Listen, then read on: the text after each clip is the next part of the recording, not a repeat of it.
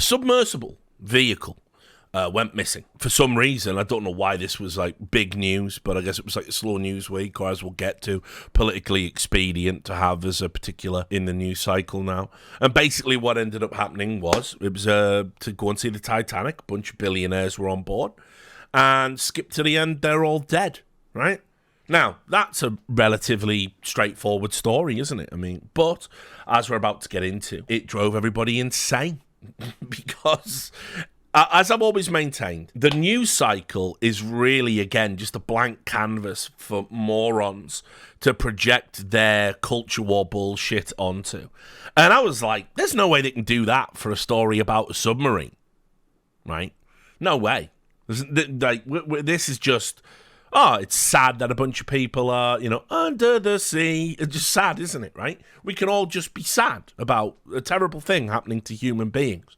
But no, incredibly, we all got dragged into insane culture war bullshit. So last Friday, a week ago at the time of recording this was the report, and we'll just start with the BBC. We're going to see a lot of them at the moment. Titanic tourist submersible goes missing with search underway. Now, the timeline for this is they go out on Friday. They travel off from St. John's, Newfoundland in Canada. And one of the people who's in the crew is a British billionaire and adventurer, which, by the way, I'd love to have that fucking title, Hamish Harding. And he puts a post on Facebook saying, due to the worst winter in Newfoundland in 40 years, this mission is likely to be the first and only manned mission to the Titanic in 2023. A weather window has just opened up, and we are going to attempt a dive tomorrow. Now, obviously, you can see immediately there, they were being told that you weren't able to get down there in the water because of, there was like, the winter had created like ice that weren't, like under the water, and it was moving around, and it looked like there wasn't going to be an opportunity to go to the Titanic site. However, a bunch of billionaires were on like the waiting list. And this company, Oceangate, which have appropriately, they had the word gate already in their company name. So now we're dealing with Oceangate GATE. But more on that later. But anyway, they said, listen, no, we can probably do it actually. The fucking weather, it's going to be okay. Then on Sunday at about 8 a.m. British time, the submersible was meant to go down, but it didn't for what are at this moment in time unestablished reasons. Then by 12 in the afternoon, so 4 hours later, the submersible starts what is meant to be a 2-hour descent to the wreck of the Titanic, which is 4,000 meters down. Now, that doesn't sound like a lot, okay? But, dudes, the deepest rescue that's ever been done was like, I know, it was something, it was tiny. It wasn't even a quarter of that. And that was considered like insane. So the pressure and shit down there is mental. And in fact, I think we've sent more people into space than we've sent to that depth in the ocean. A very small handful of people have been down that far. So, yeah, when I was like looking at this, I was like, what? And basically, I think the crew was like, there was like a pilot and like another dude from the company and then like 5 tourists. So we're already in some pretty ropey ground. Anyway, then at 1:45, communications between the submersible and the surface vessel are lost. And that is at about 1 hour and 45 minutes starting into the descent. By 7 o'clock, they haven't got contact. That's when it was meant to have returned to the surface. They're now getting worried, and so the U.S. Coast Guard gets a report a little bit later about how the submersible is overdue, and a search begins officially. So on Monday, the Navy is out there, ships, planes, Coast Guard, everybody looking. They are sending buoys down. That's buoys in America, but we call them buoys. But I suppose actually does sound like we just put children down under the sea, if I say it like that. But that is the word. But buoy. They send down buoys, 4,000 meters, and nothing. There's absolutely nothing. Right, so let's get to the BBC report. Because obviously, this is like one of those stories, the classic, if it bleeds, it leads. The Titanic tourist submersible goes missing. This screenshot, remember this screenshot? Because yes, he is holding up a Logitech. Oh, he is holding up a Logitech gamepad. This is the equipment that was on board the sub. When I looked at the actual sub itself, it sort of looked shit. It was just a tube with one window, and I suppose maybe it has to be like that, but every time I've watched, like, the deep ocean dives, like, on Blue Planet or whatever, they all have, like, cool submarines with, like, glass, not glass, maybe glass, I don't even fucking know, but, like, some special, like, see-through thing so they can see more of it. This just looks like, if I was, like, trying to smuggle myself into another country, I got in one of them storage containers. That's what that looks like. But anyway, you can see the BBC said a massive search and rescue operation is underway in the mid-Atlantic after a tourist submarine went missing during a dive to Titanic's wreck on Sunday. Contact with the small sub was lost about an hour and 45 minutes into its dive. Tour firm Oceangate said all options were being explored to rescue the 5 people on board. Tickets cost $250,000 for an 8-day trip, including dives to the wreck at a depth of 3,800 meters. So, $250,000 to get on a fucking metal tube with 2 monitors and a Logitech game controller. Brilliant. Big fan of that. The hunt is on. And so the news cycle starts to amp up because they know not only do we have a story, we've got a story that has a time limit and also, potentially a happy ending, which is what everyone was kind of, I guess, hoping for, although you can argue the cruelty of the news network media probably means they don't really care too much about it one way or the other. But anyway, they started running profiles on the people that were down there, and you can see this was now an international incident because one of Pakistan's richest businessmen and his son were among the missing in the Titanic-bound sub. Shahzada Dawood, 48, was one of the guys who went there. He also basically had his son, who was like 19, on board with him. And so obviously this suddenly became like of international interest. There was all these different people wanting to know about, like different nations wanting to know what the American Coast Guard was going to do about it, what measures were going to be taken. So it turned out that the assumption was somehow the computer had gone off. It was just sinking lower and lower to the sea, and that actually what this essentially was a race against time, because they would have this 40 hours of air. That's what they were talking about. And this, as you can see here, we should be able to play this, I think. Since Sunday, the Coast Guard has coordinated search efforts with the U.S. and Canadian Coast Guard, Air National Guard aircraft, and the Polar Prince, which have searched a combined 7,600 square miles, an area larger than the state of Connecticut. These search efforts have focused on both surface, with C-130 aircraft searching by sight and with radar, and subsurface, with P-3 aircraft were able to drop and monitor sonar buoys. To date, those search efforts have not yielded any results. Our crews are working around the clock to ensure that we are doing everything possible to locate the Titan and the 5 crew members.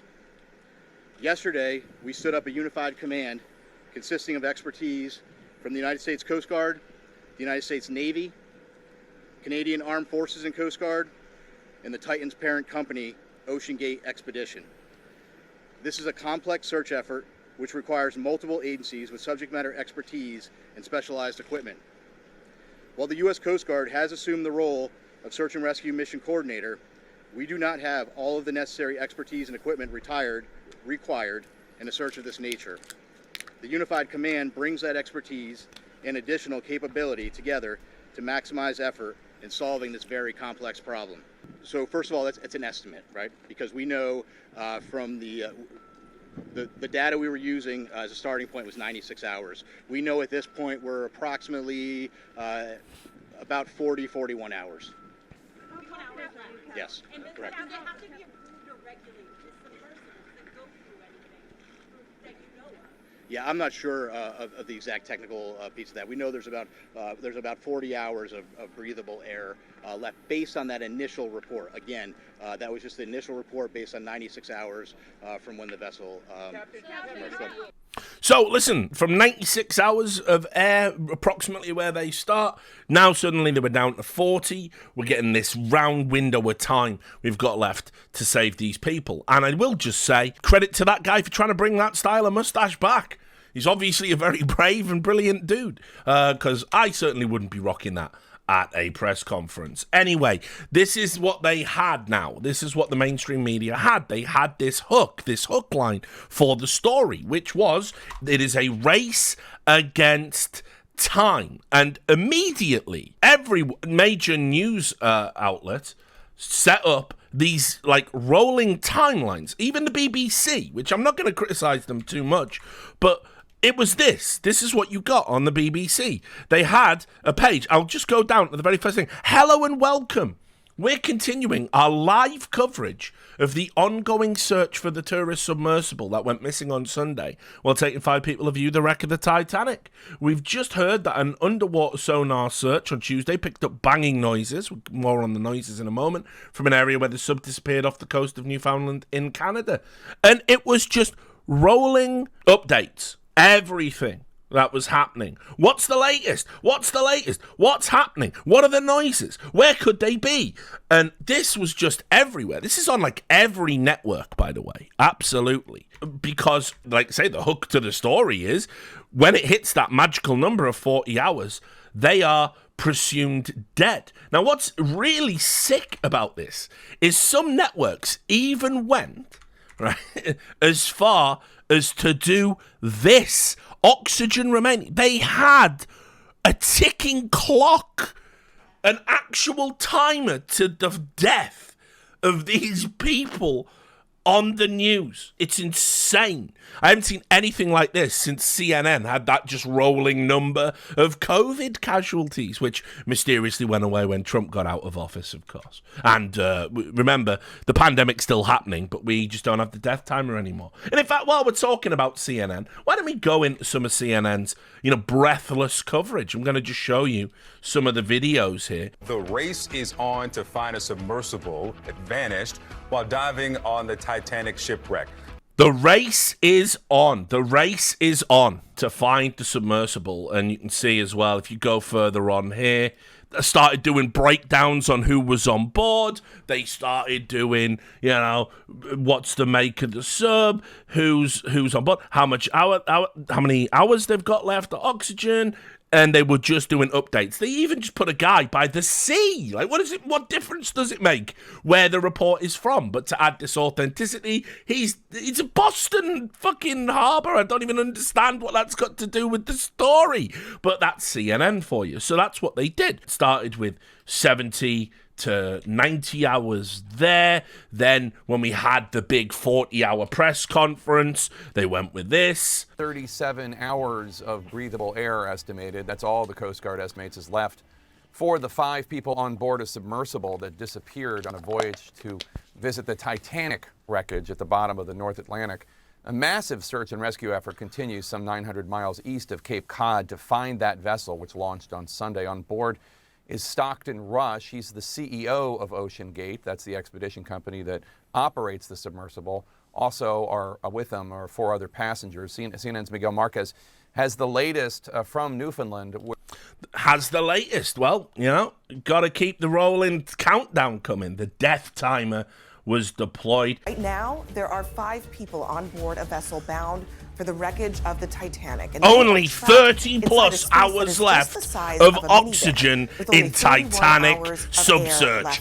Big red That is the estimate from the letters. US Coast These Guard it on the was missing happening sub all in the the time, North just Atlantic. rolling updates, and then it kept on going. We got to 12 hours when things were looking particularly gnarly and bleak. Maybe less than 12 hours left, racing to locate the missing sub near the Titanic, hoping that the noises heard overnight provide some direction. And what is it like to be inside Oceangate's Titan submersible? This is just what I hate about news. Now, listen, CNN got memed on where there was a plane that went missing, that Swedish plane, and their coverage was ridiculous. I seem to recall, I think Don Lemon had an expert on, and Don Lemon asked if it was possible the plane had gone into a black hole. CNN, ladies and gentlemen. But anyway, they were doing featurette after featurette after featurette, everything they could do to milk this sub story to fill it up with content. What's it like inside a sub? They had a guy who'd been rescued from something like this. Come on. They were bringing on experts, fucking the fisherman from The Simpsons got When it They were loses all here. communication with the surface, you're going to hear from someone who experienced that very thing. A potential catastrophic outcome was waiting to happen. According to a former employee and an industry watchdog, were safety concerns ignored by the submersible company? Those stories and more right here on CNN News Central. Yeah, and there was some salacious little scandals, a little bit of titillating edge to it as well. So, look, let's start with the noises. Yeah, there was reports that there were banging sounds. I've actually got the CNN video, I think, of the banging sounds report, right? A potential sign of life as rescuers raced to find the submersible that vanished while diving on the Titanic shipwreck. Sonar has picked up banging sounds in the search area, and those sounds every 30 minutes. That is according to an internal U.S. government memo. Well, this morning, the Coast Guard says it's not clear what the source of the sound was, and Navy experts are analyzing it. It is estimated that the 5 passengers on board would have only about a day left of breathable air at this point, if that submersible is still intact. Here's what a former passenger on board that same missing sub said about what it's like inside. As you start to descend through the water column, it is an amazing journey to see the light very quickly disappear. And within 5-10 minutes, you're in pitch dark, complete dark. And you have the lights from the sub, right? You have the lights from the submersible that you can see outside and internally. But without those, your light is gone at any depth below a couple hundred meters. So anyone in that would be in complete darkness if they didn't have power still at this point. Super comforting for the families to know. Yeah, not only are your loved ones stranded under the sea with soon-to-expire oxygen, they're probably in pitch black and terrified for their lives. Thanks very much for that report, CNN. Very cool. Anyway, the banging noises were a big deal. The media wanted to know what the banging noises were. Remember, this was an official government memo. That's an important detail, saying they'd heard these banging noises every 30 minutes. Now, that implies that maybe someone's banging on the side of the hull. Spoil it. You don't want to be doing that. Not that it turns out none of this actually happened. Most likely maybe some Morse code. You get told do SOS. Some of these, a couple of people at least were experienced divers. But yeah, that was going through all of the media. This is Rolling Stone. Searches for Titanic tourist sub heard banging from the area, according to internal comms. There was that there. You had Insider. They presented theories on what the banging could be. And you can see here are the 3 theories. The noises have raised hopes that the passengers are still alive. And 1, it could be crew members trapped in the submarine, banging on the hull. The search for the Titan submersible that's been missing since Sunday has now picked up the pace, with experts predicting the crew are running out of available oxygen. But if the report in Rolling Stone is correct, the noises were heard with a pattern, banging detected every 30 minutes. This could point to a human source. There's not a lot in the natural world we can think of that would do that every 30 minutes, said deep-sea explorer David Gallo on ITV's Good Morning Britain.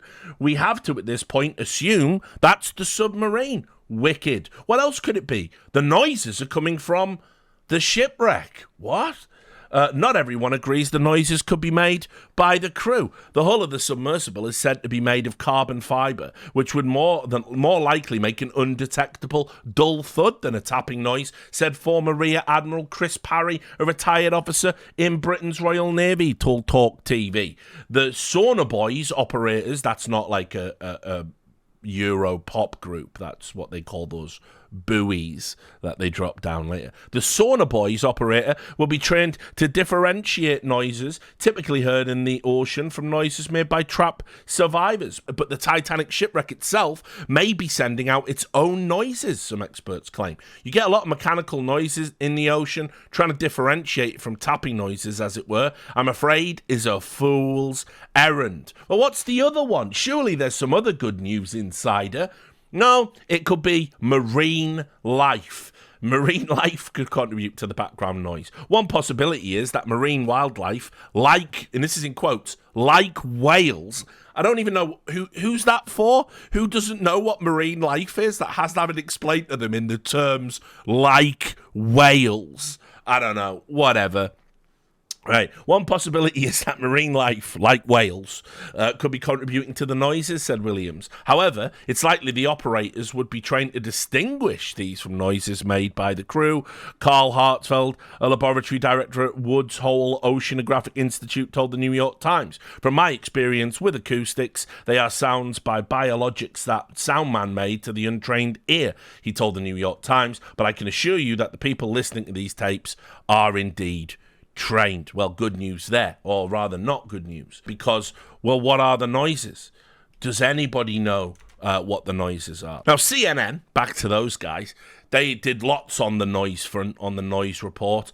They obviously wanted to sort of speculate wildly about what the noises could be. Now, the Chiron kind of gives it away, right? We don't know what the noise... That's CNN, right? This is the story. CNN... We don't know what the noises are. Coast Guard says we don't know what the noises are. Let's do a report on that then.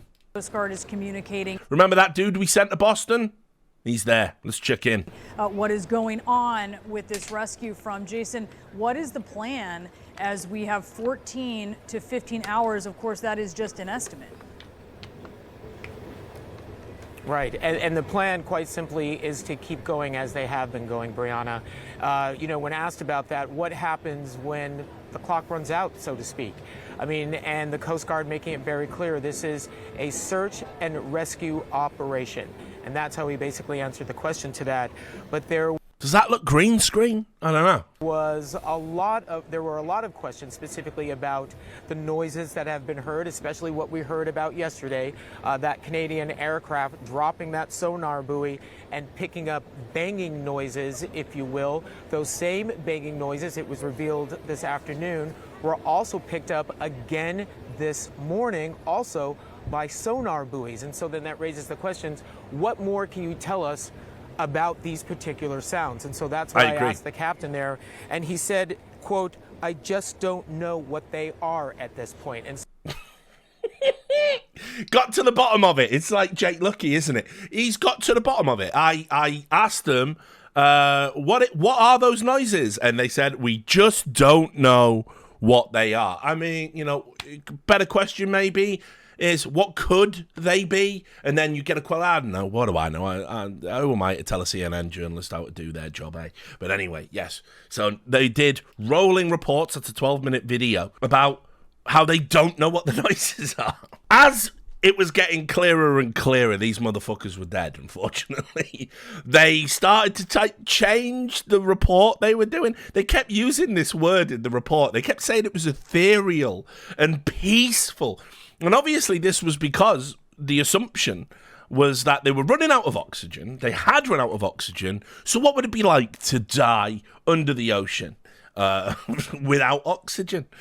And so CNN... Gas consumption will be estimates, and if, I hate to relate it to my own, but, the certainly in my case, hope certainly seemed to be gone.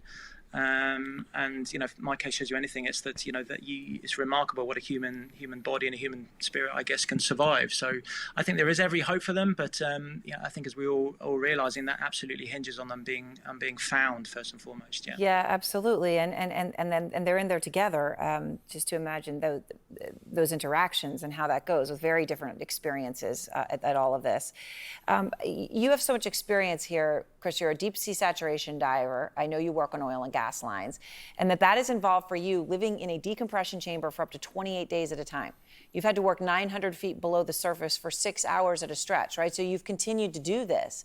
What is that experience like? And, when we just had a guest on who'd been on the Titan itself and said that it was sort of, he almost fell asleep going down, that there was sort of ethereal and peaceful in a sense. But how do you see it? Yeah, I mean, for me, it's probably, I would say it's slightly different for me because I literally, as you describe, I do it every day, so it becomes normalized. But you have to remember sometimes that is not a normal situation. I'll say. I go down in a Chris working capacity, Lemon. so it's perhaps slightly different. But there is definitely that sense of, as I described earlier on, romanticism, I guess, and that ethereal beauty of being underwater, which is very, very attractive. But I'm also reminded day in, day out that is a very harsh, inhospitable environment, and it's one that particularly, as you said, I work down to 300 feet. Sometimes 900 feet is probably the deepest we go. These guys are down at 12,000 feet plus. That's just an extraordinary depth in terms of the sheer pressure they're being exposed to. So. And as you say, they're also not professionals. There's a couple of guys in there who are, supposedly. She tried to set him up for the say it's all going to be okay, Chris. None of it. The other thing is they are very much at the mercy of the thing around them, aren't they? I think they probably have got to a point where there's very little they can do if they've lost power or anything like that. So, yeah, it's a scary situation, but it's also, it's a place that can seem very, very peaceful, but can also turn into a very dark, inhospitable place very quickly. I would suggest. Right, which of course, if they're alive, they all are dealing with the possibility of death in a way that very few, maybe you're one of the few on the planet who can truly understand. Chris. Laughter there. So anyway, staggering stuff from CNN from start to finish. The reporting around it was just... It was some of the most mental reporting I've seen this year, certainly outside of the realm of politics in that sense. Now, over on right-wing media, right, here he goes. They had a dude called G. Michael Harris. For some reason, G. Michael Harris wasn't being booked onto CNN and MSNBC and ABC and that stuff. On right-wing media, booking on, Fox and Newsmax and people like that. There was this dude who came up, and let me just show you the stuff that he was fucking saying. He was a much more sober and somber personality, an expert around it. Harris is a Titanic expedition leader and founder of RMS Titanic Inc. All right, so G, you know people that are trapped on this thing? Yes, unconfirmed reports that there are 3 people on there out of the 5 that one of them used to be one of my sub-pilots, and it's just a sad day for our industry. I'm so sorry to hear that. The oxygen situation, is there any way to remedy that? No, we carry O2 bottles with us in the submersible, and you also have CO2 scrubbers, and the O2 will last longer than your CO2 scrubbers, and if those CO2 scrubbers go, and depending on what actually happened at depth, just not feeling good about it. Just not feeling good about it. He then followed that up. He went on Newsmax TV, whatever. Well, is it Newsmax TV or just Newsmax? I don't know. Well, anyway, those guys. The Diet Fox. And he said in a report there, not comfortable with the sub, the quote was that you couldn't have paid me to go down in that sub at all. And so obviously it then started to transpire in reporting that, this particular make of sub, I believe it's called the Titan and the company that was running the diving, Oceangate, there have been safety concerns in the past. CBS News ran this. This is a headline. Titan submersible maker Oceangate faced a safety lawsuit in 2018 because of potential danger to the passengers. The maker of the missing Titanic submersible Oceangate were the target of complaints in 2018 made by a former employee over the safety of the vessel's hull. According to court documents reviewed by CBS's Money Watch, Oceangate fired employee David Lockridge in 2018 after he expressed concerns about the submersible's safety.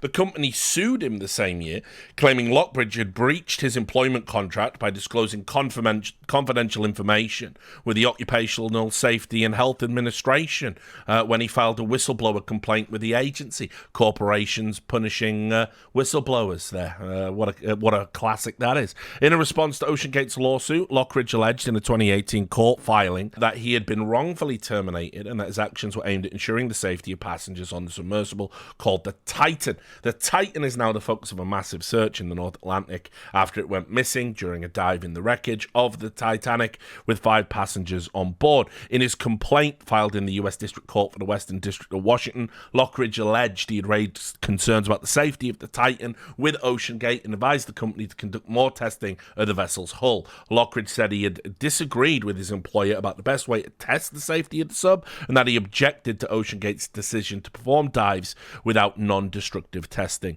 to prove its integrity. And this was doing the rounds because there'd been a history of safety concerns. It wasn't just him that had raised this.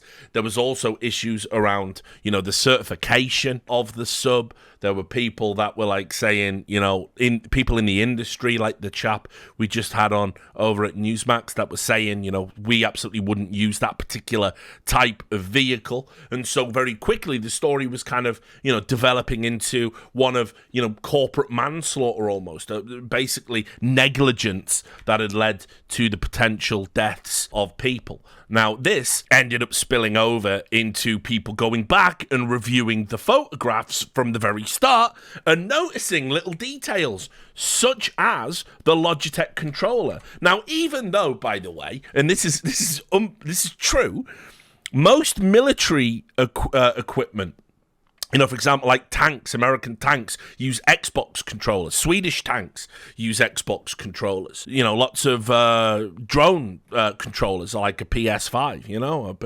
PlayStation controller.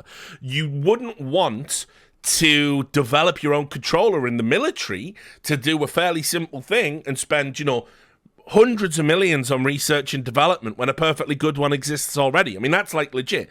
But because we were now looking at a negligence story, people were like, should the fact that it's a video game controller be a problem? And unfortunately, it just so happened to be Logitech. And you can see, look, this was the headline here on CBS. The missing submersible was run by a video game controller.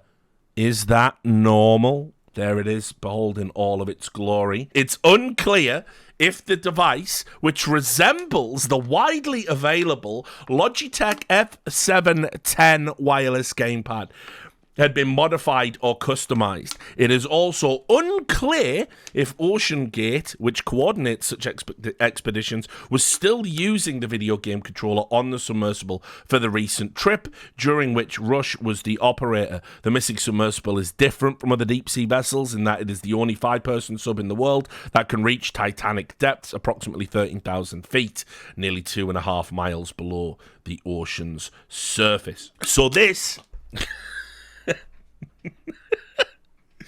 This picture set off a day's worth of news cycle. And of course, it's fucking wireless as well. For fuck's sake. Logitech woke up and ended up having a bad day through no fault of their own. As it was reported on Market Watch that due to their tacit... being just adjacent to the story, Logitech stock was hit by reports its $30 game controller was used to stay missing sub near the Titanic. And yep, it did. Their share price absolutely plummeted as a result of this story. They'd done nothing. just someone took a photo with a Logitech, but now they were associated with a disaster. Just so happened, after that announcement to its share price, they decided, let's have a sale on Logitech. They were trying to dump the inventory. This is Logitech controller sale via Amazon Prime eligible on the Twitter account Cheap Ass Gamer, to which everybody was replying, if you know, you know. It also led to some particularly cruel memes. Let me just see if I can find one such meme. There was this meme.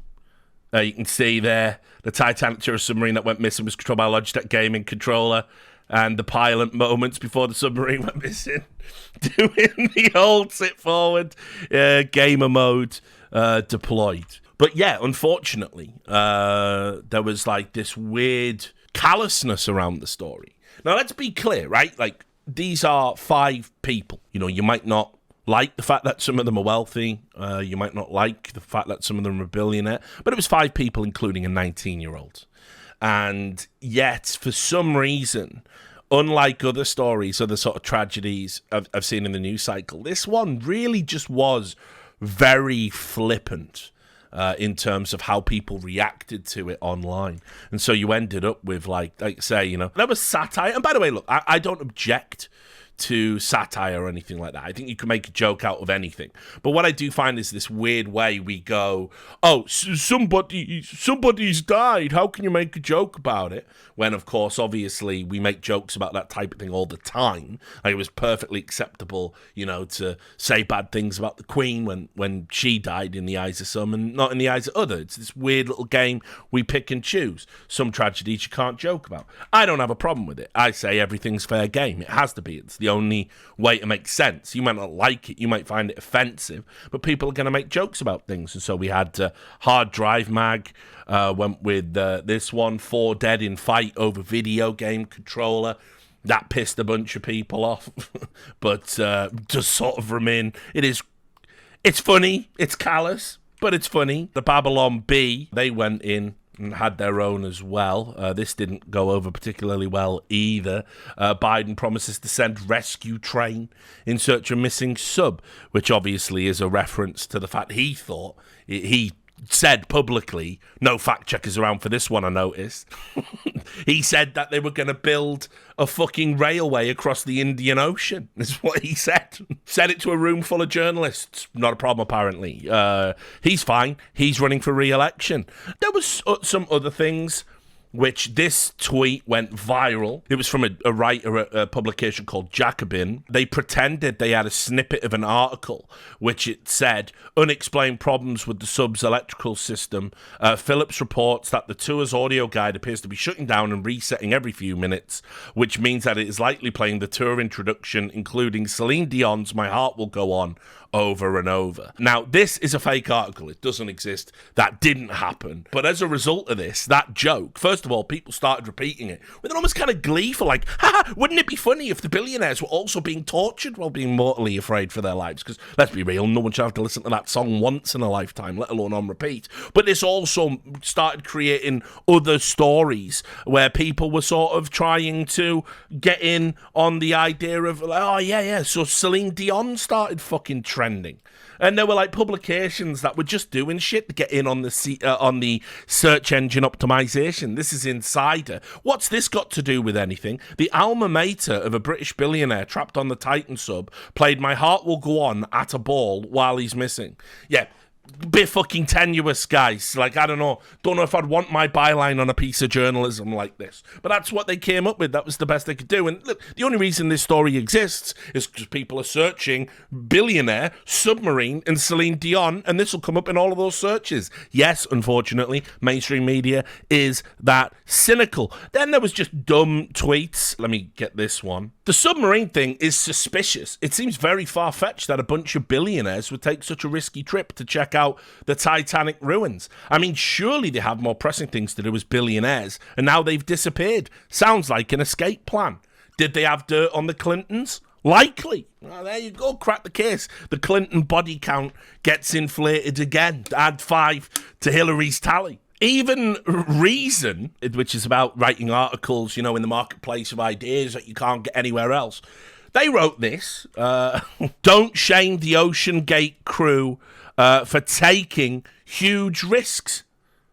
But also, don't expect to rescue the adventurers on taxpayers' money. TikTok went wild. They were showing implosions. Here's what a submarine implosion looks like. Good to think about, isn't it? Now, it was a cartoon. It was literally, it's not scientific in any way, shape, or form.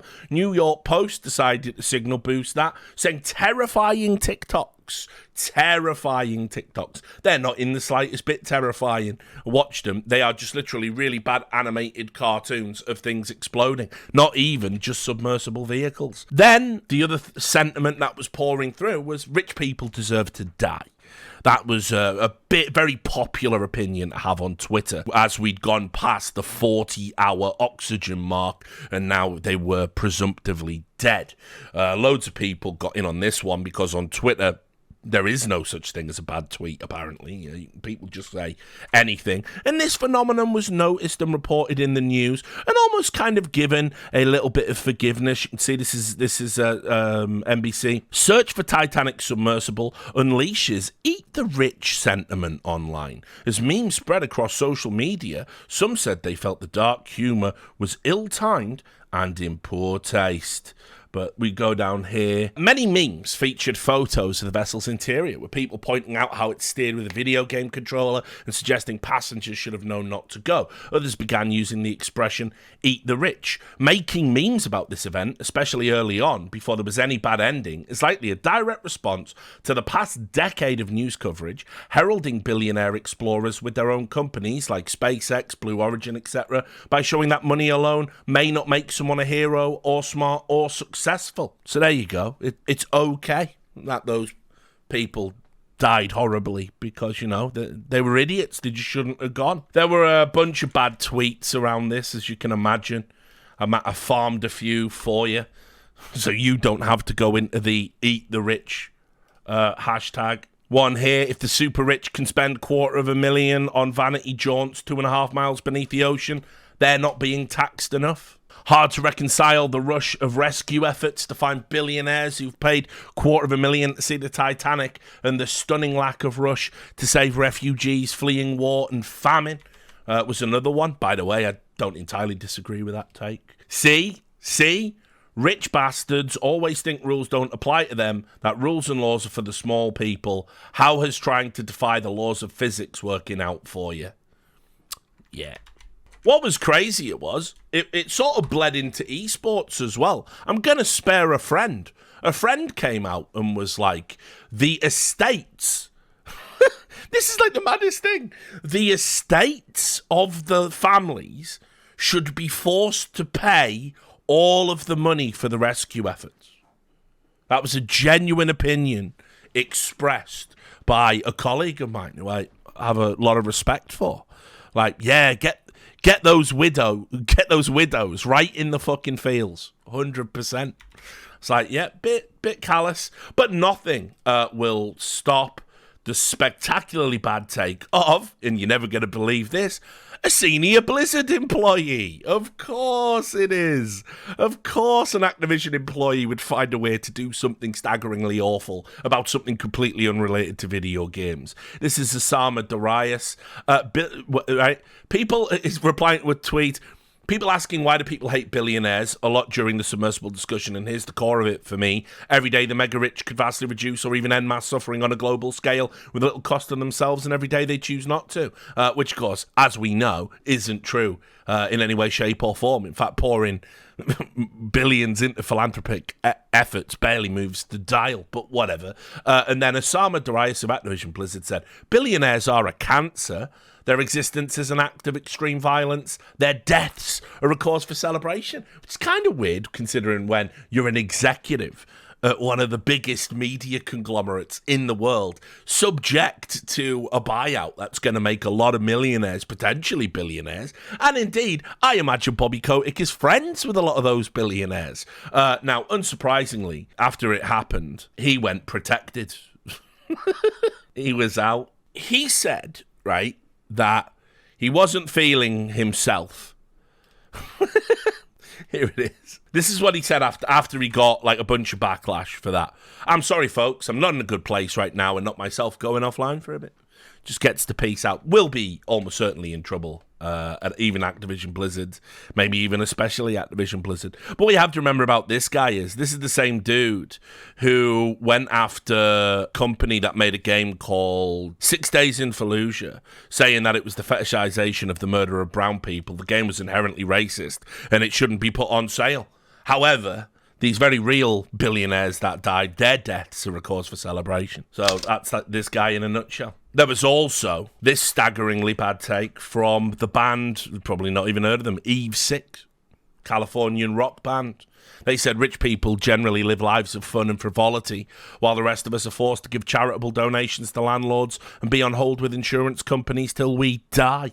Let people make their jokes. It's the smallest consolation for having to constantly eat shit, said the millionaires in the band. Eve 6, yeah, you're just like me, for real, for real. Occupy Democrats... You know Occupy Democrats. They're that pack, aren't they? That just whatever the DNC need reality to be, that's what reality is this day. They decided they'd figured out who was to blame, and they went with Elon Musk, incredibly, yes. Obviously, ever since Elon Musk took Twitter away from the Democrat operative journalists, he's been public enemy number one. And you can see here, Occupy Democrats, this is what they went with. Breaking. Republican billionaire Elon Musk, by the way, they've started doing this thing where they label him a Republican just because he said he would probably vote for DeSantis over Biden. But I think historically, if you look at his political campaign contributions, he's given money to Democrats. He's voted for Obama, stuff like that. But he's a Republican now. Republican billionaire Elon Musk is thrust into another nightmare PR disaster as it's revealed the missing Titanic submersible company previously praised his satellite communication company Starlink and said that it would be relying on the service to provide the communications for the Titanic expedition. The world lost all communication with the submersible and its crew shortly after it began its journey towards a sunken wreck. A massive search and rescue effort is currently underway, but prospects look grimmer by the hour. The crew has limited oxygen and cannot exit the craft without outside help, because they'll fucking explode, or implode specifically. It must be stated that at this point there is no direct indication that Starlink failed or was the cause of this terrifying and possibly tragic incident, said their legal counsel. That said, given Musk's long history of screw-ups and reckless dishonesty, an investigation should be launched. Retweet and like if you demand an investigation into Elon Musk, who had absolutely nothing to do with this incident that happened. So that was the Occupy Democrats there. What's super interesting is that initially this was just put up by Snopes as true. Snopes, the fact-checking website, they initially decided to just, this sounds like it might be true. It sounds like Elon Musk might be involved in some way. This was their original review of that story. Oceangate, the company behind the submersible that went missing on a Titanic, relied on Elon Musk's Starlink satellites to provide communication during the expedition. Big true. Context, Starlink is a subsidiary of SpaceX, which Elon Musk runs. However, we do not know how much Starlink is responsible for the loss of contact with the submersible, nor the reasons behind it. Still gets a tick. Incredible. These are the fact checkers, by the way. So anyway, a bunch of people started to point this out and say, hang on a minute, this has nothing to do with anything. There's absolutely nothing to do with Starlink. That's not why communications were lost, as we're going to get to. You can't really say this. You can't really put any of the blame on Elon Musk whatsoever. So they decided to downgrade it to unproven. So it's okay to say these things. So they changed it to unproven. Starlink is a subsidiary of SpaceX, which Elon Musk runs, and Oceangate indeed said it was relying on the company for the exhibition, which included the submersible and a mothership. That is a vessel that stays above water to navigate and communicate with land during the exhibition. It's unknown if or to what extent Starlink was used by the submersible itself at any point, or whether it was only used by the mothership. That said, we do not know how much Starlink is responsible for the loss of contact with the submersible, nor the reasons behind that loss of contact. So they went to unproven. So in other words, there might be some credence to it. Absolutely not, of course. It's just utter nonsense. After people pointed this out, Snopes had to get down off their Democrat operative horse and unfortunately admit that no, Spaceman wasn't bad. in this instance, because Starlink, as the name sort of gives away, certainly isn't about underwater internet connections. Starlink is a subsidiary of SpaceX with Elon Musk runs, and Oceangate indeed said it was relying on the company for the expedition, which included the submersible and the mothership, that is a vessel that stays above water, to communicate. However, scientists have pointed out the submersible would have had an acoustic link with the surface vessel and would not have relied on satellite internet to communicate with the surface. So in other words, they couldn't pin this one on Musk. Occupy Democrats seething, Musk chads stay winning. If you thought that wasn't fucking tasteless enough, the New Republic set themselves a pretty bad standard, a pretty low bar. They started digging in to the political donation history of the people on board and decided to publish the fact that they've changed the name of the article now, as you'll see. Here's who the Oceangate CEO Stockton Rush donated to. And because his donations were the majority Republican, they sort of implied in the article that he kind of deserved it, kind of deserved to be dead, which kind of shocking. This was the original tweet they put out with the attached article. Oceangate CEO missing in Titanic sub had a history of donating to GOP candidates. They love doing this. I mean, basically, this is now a go-to dunk if you're a modern journalist, that if you're writing about a story and something bad is happening to someone, you go look at the campaign donations. If they donated to the Democrats, then they're a saint, and what's happening to them is horrible and probably a result of Republicans. If they've donated to Republicans, then they're evil and kind of deserve what they get. Yeah, I've certainly seen more and more stories like this. It's the way that, like, every story is, if Democrats do something bad and Republicans notice, they use the phrase, Republicans pounce, conservatives pounce, you know, and it's like, didn't the Democrats do something bad? Absolutely not. Not in the establishment media. Anyway, after it was pointed out that this was particularly vile, they decided to go with the second attempt. Oceangate CEO Stockton Rush was not a Republican mega donor. Indeed, they weren't even big donations. But his donations over the years did lean heavily towards Republican candidates. Daniel Strauss writes, and this, of course, was their second attempt at getting the story out there without making it inflammatory.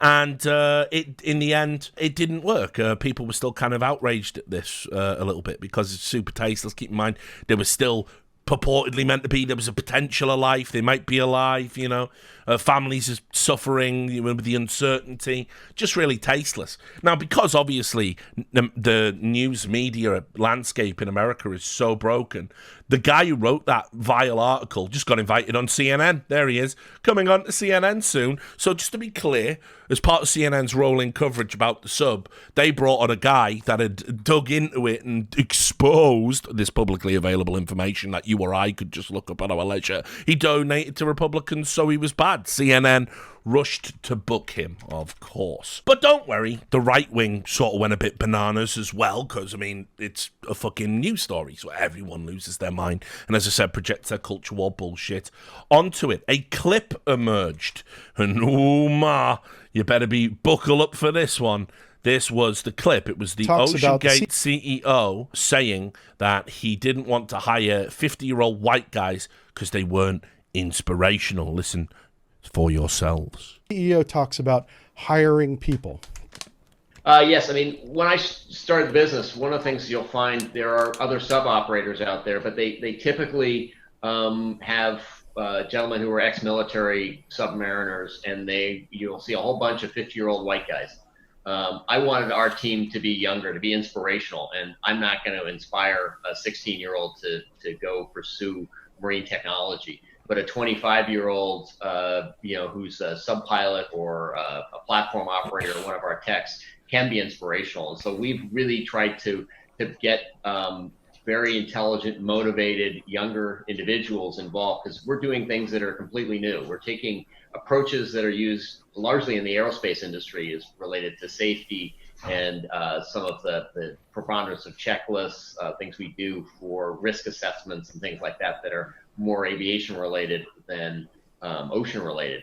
And we can train people to do that. We can train someone to pilot the sub. We use a game controller so anybody can drive the sub. So you can imagine how this got metabolized by right-wing media. Now, look, ultimately, what he's saying there isn't crazy. He's saying he didn't want to have like a homogenous workforce. But obviously, the issue you've always got is when you're dealing with issues of extreme safety, you just want it to be a meritocracy. You just want people, you wouldn't want it in an aviation industry to hear that, we're letting 18-year-olds start to fly the plane.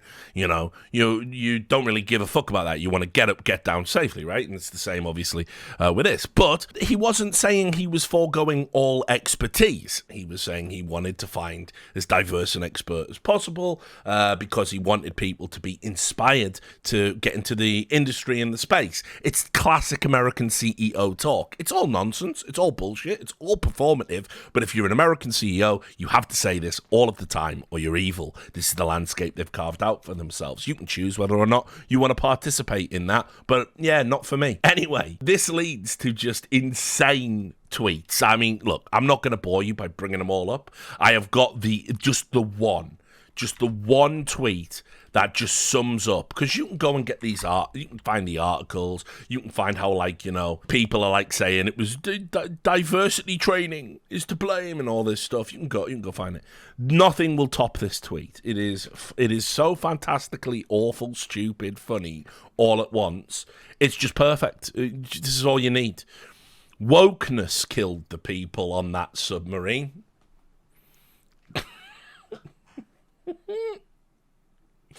Wokeness killed the people on, not the implosion. Wokeness killed the people on that submarine. Let that sink in. They died because the woke CEO said he wouldn't hire 50-year-old white men who knew how to command submarines and would rather train others. And the CEO died too. That's the next level of go woke, go broke. And indeed, he's actively saying there he would prefer the world to be go woke, die. Is what he's saying, which is fucking so mental. It's so far beyond culture war at that point. You have lost your fucking heads. It's too perfect. And there was a lot of that sentiment on the internet, unfortunately. Now, it has also got to be said in kind of things, again, just to make this story another layer cake of awful. We can talk about general callousness and the way we react, and is it actually okay to make dark jokes about tragedies as they're unfolding? Is it okay to even tier list that tragedy in such a way where we can sort of parse a world where we express sadness for the deaths of migrants crossing unwillingly, but we express nothing but humor and ridicule for billionaires dying when they didn't really have to? Maybe there is a way we can do all of these things. But what I will say is, maybe it's okay not to be asked if the fucking stepson of one of the passengers wasn't asked either. This story is so crazy that getting his 15 minutes of fame because Hamish Harding, the adventurer, his stepfather, was now presumed dead. He went to a Blink-182 concert and then put up on Facebook, don't judge me, music helps me through difficult times. Now, he ended up having an argument with Cardi B. Right, so Cardi B saw the social media and said, wow, that's a bit tasteless, isn't it? And so he said, Cardi B, what a piece of shit, trashy celeb. Cardi B is trying to get clout off me and my family suffering. I went to a Blink-182 concert for coping rather than sitting at home and watching the news. Shame on you, Cardi, get some class. And then someone said, clout, no one knows you. And he said, they do now. But it doesn't end there. Oh, if only it did. You see, he was a very busy boy on the internet. And I can't show you a picture of the lady he said this to, but he was replying to Instagram models and, trying to get some sympathy from these, hot women. And it ended up with this headline. Your stepdad is lost at sea. California man whose billionaire stepfather is on missing sub asks OnlyFans model to sit on him 30 minutes after pleading for prayers as he triggers war of words with Cardi B over Blink-182 concert. Now, if you will ever see a more... I want this headline in the fucking Louvre, right? This is the only headline that you need to fucking read to know how fucked up the world is. That's it. That's it. There it is right there. What, Granddad, what was 2023 like? People said it was a little bit crazy. You just get this out. You have it in your wallet. There you are, kids. Make sense of this. Make sense of this. And then, because he'd made a fucking cunt of himself in public, people started to fucking dox him and get into his shit. What you end up here is, apparently, he threatened to shoot up an EDM festival. Allegations against Hamish Harding's stepson surfaced online amid Blink-182 post-backlash. So we started dredging up all of his fucking background again, because that's, trust me, you don't want the media digging into your shit. Now, anyway, there was also political posturing from the right wing. You had Dan Crenshaw, Solid Snake, said, lost submarine update. I'm still hearing reports that the US government unnecessarily delayed the development of proper search and recovery equipment from reaching the Titanic, and now time is running out. But I also hear that contrary to USCG reports, the sublocation's actually not a mystery and a small search area is being refined. I would like to know, have all impediments to deploying the best search teams and equipment been removed? What is the status of the search and recovery mission now? How soon can we safely bring these people home? And of course, I'm sure, he probably doesn't really care too much. And then it's just like, is that Joe Exotic's music? Yeah, of course it is.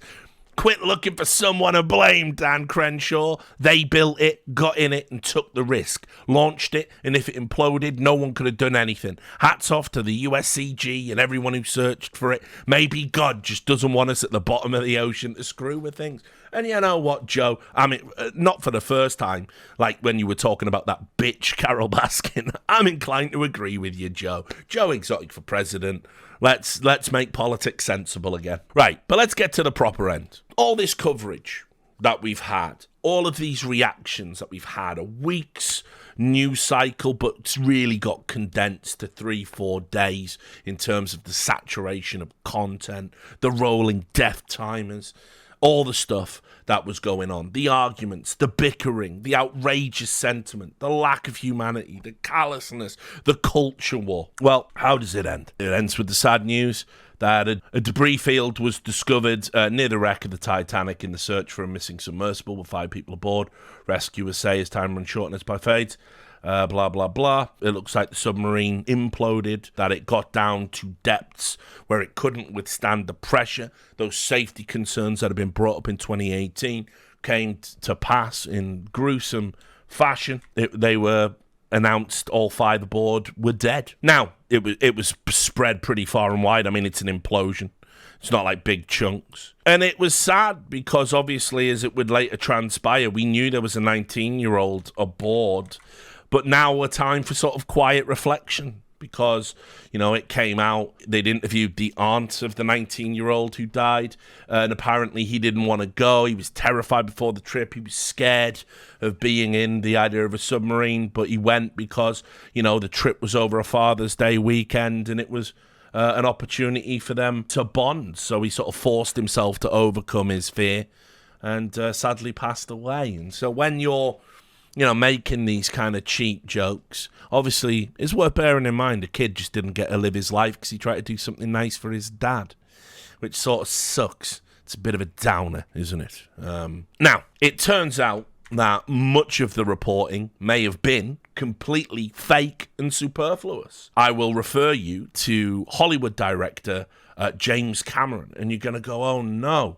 It's someone from Hollywood giving their opinion about something that happened in the news. So it's going to be terrible. But just for the record, actually, James Cameron is a fucking expert in this field, incredibly. Now, if you followed the films of James Cameron, like when he did stuff like, it wasn't just Titanic, he did The Abyss, but he also then followed up. He's done a bunch of documentaries about the ocean. He has been down to the Titanic site over 30 times. He knows all of the crew and the submersible community. He is someone who knows what he's talking about on this front and has extensive contacts in that world. And this is what he had to say on ABC News. Well, I've been down there many times. And I know the wreck site very well, as does my friend Bob Ballard. I've made 33 dives. I actually calculated that I've spent more time on the ship than the captain did back in the day. And of course, as a submersible designer myself, I designed and built a sub to go to the deepest place in the ocean, 3 times deeper than Titanic. So I understand the engineering problems associated with building this type of vehicle and all the safety protocols that you have to go through. And I think that what Bob said, because I was watching, is absolutely critical for people to really get the take-home message from this, from our effort here, is deep submergence diving is a mature art. From the early 60s, where there were a few accidents, nobody was killed in the deep submergence, until now, is more time than between Kitty Hawk and the flight of the first 747.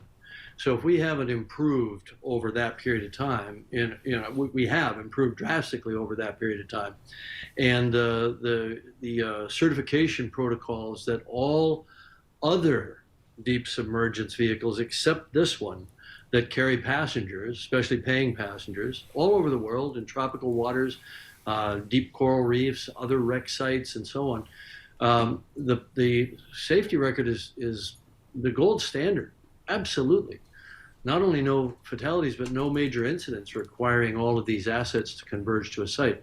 Of course, that's the nightmare that we've all lived with, since all of us entered this field of deep exploration. We live with it in the back of our minds. But because implosion, as Bob described it, such a violent event, is first and foremost in our minds, the pressure boundary, which is what they call the hull of the sub, that the people go inside, is obviously first and foremost in our minds as engineers. And we spend so much time and energy on that. And we use all the computerized tools available today, finite element analysis. We worked on our sphere for our deep vehicle that went to the Challenger Deep for over 3 years, just in the computer, before we even made the thing. And then, of course, we pressure tested it over and over and over, and so on. So, this is a mature art, and many people in the community were very concerned about this sub, and a number of the top players in the deep submergence engineering community even wrote letters to the company saying that what they were doing was too experimental to carry passengers and that needed to be certified, and so on. So I'm struck by the similarity of the Titanic disaster itself, where the captain was repeatedly warned about ice ahead of his ship, and yet he steamed at full speed into an ice field on a moonless night, and many people died as a result. And for a very similar tragedy where warnings went unheeded to take place at the same exact site, with all the diving that's going on all around the world, I think is just astonishing. It's really quite surreal. And of course, P.H. Nargeolet, the French legendary submersible dive pilot, a friend of mine. It's a very small community. I've known P.H. for 25 years. For him to have died tragically in this way is almost impossible for me to process. And so there it is. James Cameron, very forthright that the community didn't think this had met the safety standards, and it was dangerous to go on there. Now, also as well, if you note here, there was another interview, because James Cameron was now, the go-to guy, well-spoken, Hollywood, and then he also appeared on another news network, and he said some things that were pretty shocking in another 3-minute clip. Have been doing what it was doing. I think that's pretty clear. I wish I had been more vocal about that, but I think I was unaware that they weren't certified because I wasn't really studying it. I wasn't really interested. Stockton Rush asked me if I wanted to go out there and dive this season. I wasn't interested. There was a lot of concern about this outfit and this sub. A lot of concern, even to the extent that I wasn't involved in it because I was making Avatar 2 at the time, but a lot of them got together and wrote a letter to Oceangate and said, you have to certify. You cannot take people down. It's irresponsible, and it could lead to catastrophe. Monday morning, when I first found out about the incident, got on a whole bunch of calls and emails. It's a small community. Within an hour and a half, I had the following information. They were on descent. They were at 3,500 feet. They lost comms and tracking. The last one being the critical one, because the transponder that's used to track a sub during descent and on the bottom is a fully autonomous system. It's in its own pressure housing, and it has its own battery power. So for them to lose comms and tracking at the same time, sub was gone. There was no question in my mind. For days, I tried to run other scenarios that could account for it. I could come up with nothing. So the next thing I did was contacted a few more people and managed to track down, there are acoustic networks around. Some are research, some are intelligence. We got confirmation within an hour that there had been a loud bang at the same time that that comms were lost. A loud bang on the hydrophones, loss of transducer or transponder, loss of comms. I knew what happened. Sub imploded. I sent emails to everybody I know. I said, we've lost some friends. The sub has imploded. It's on the bottom in pieces right now. I sent that out Monday morning. I never believed in that technology of wound carbon fiber, wound filament, cylindrical hull. I thought it was a horrible idea. I wish I'd spoken up, but I assumed somebody was smarter than me, because I'd never experimented with that technology, but it just sounded bad on its face, because we make pressure hulls out of contiguous material: steel, titanium, ceramic, acrylic. And so you can model it, you can do finite element analysis of it, and you understand the yield properties, you understand the number of cycles that it can take. But you can't do that with a composite material because it's two dissimilar materials, sort of bonded together. And so we all knew that the danger was delamination and progressive failure over time with microscopic water ingress and fatigue, what they call cycling fatigue. And we knew that if the sub passed its pressure test, it wasn't going to fail on the first dive. It might fail on dive 7, or I don't know what they're at, but it's going to fail over time, which is insidious. You don't get that with steel or with titanium. Now there's one wreck lying next to the other wreck for the same damn reason. Yes, ultimately, the submersible community, the deep sea diving community, were aware of what had happened, and people knew, the experts knew, that there'd been an implosion, that people had been dead since Monday. Now, keep in mind, the coverage kept running for another 4 days before anybody sort of even got to the point where they were disclosed as being dead. And it really begs the question, how did the media not pick up on that? They were interviewing experts. They were out there. They're talking to people. How does nobody slip it into conversation? Listen, we heard a noise. They're probably dead. That email's been circulated. How did nobody think to book James Cameron before now, by the way, given his expertise? Very strange, isn't it?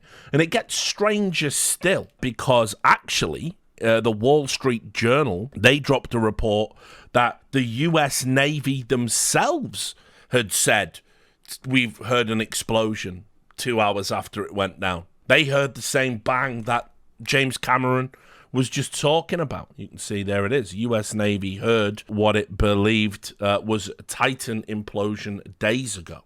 Underwater microphones designed to spot enemy submarines first detected the Titan tragedy. Now, this was explicitly communicated to Coast Guard, to government officials, to everybody involved on Monday.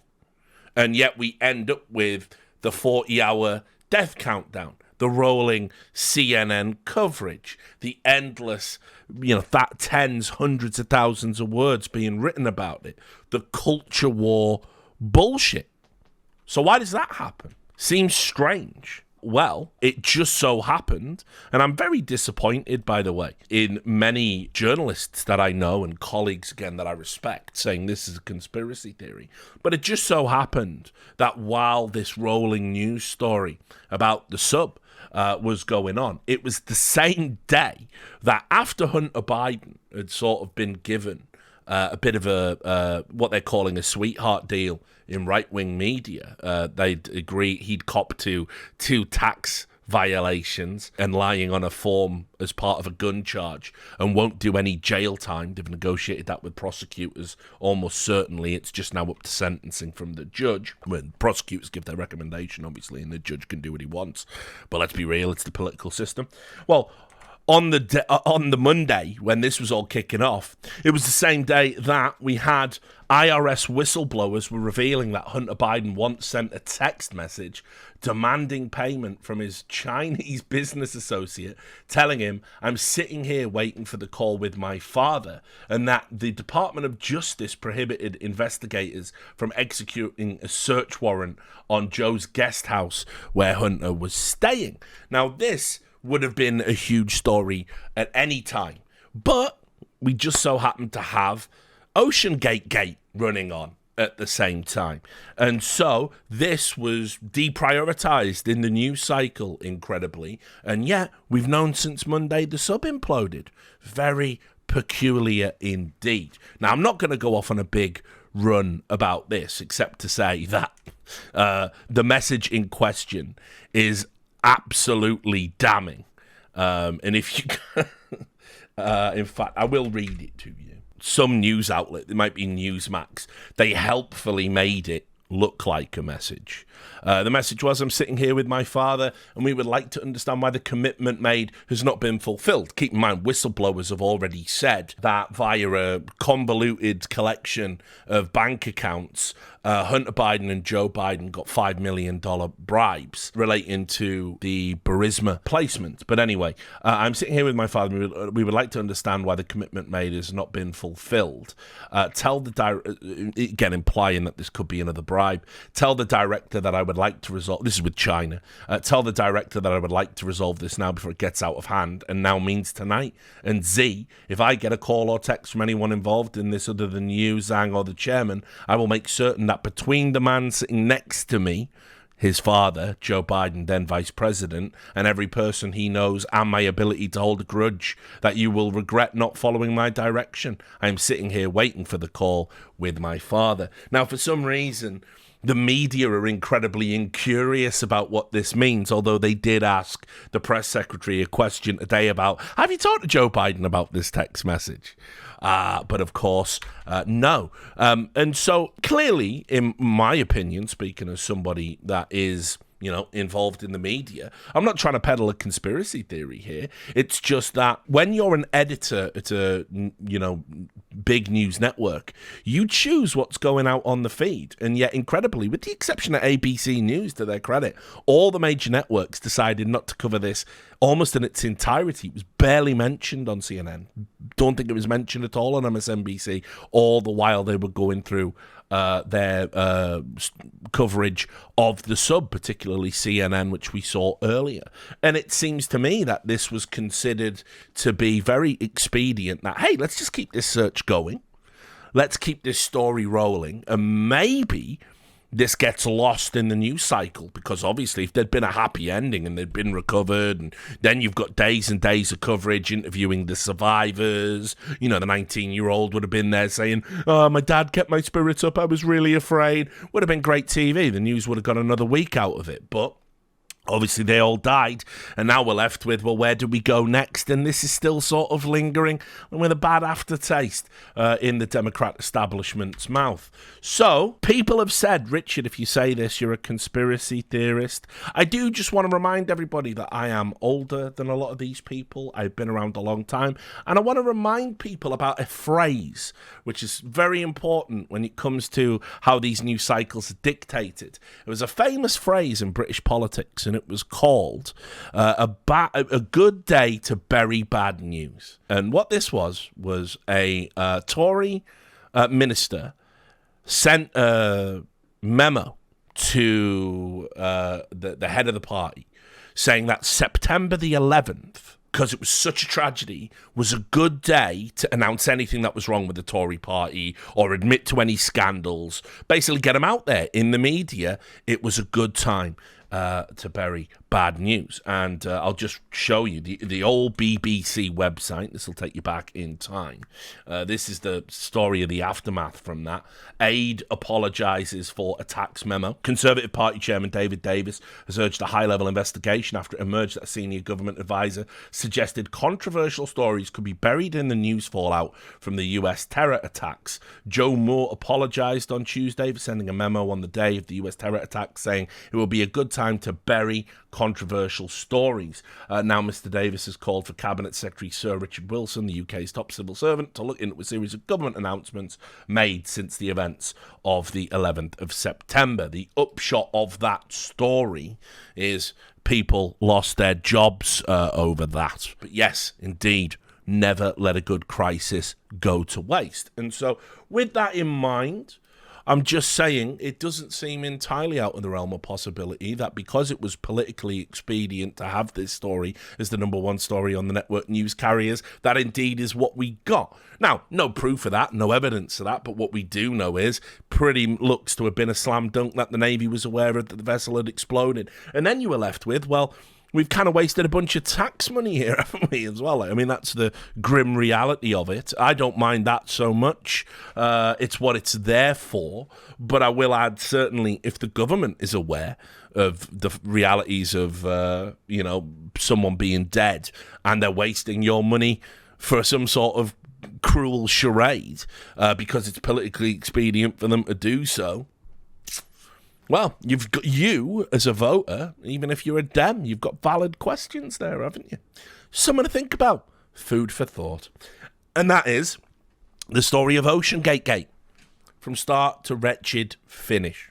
You now know everything there is to know.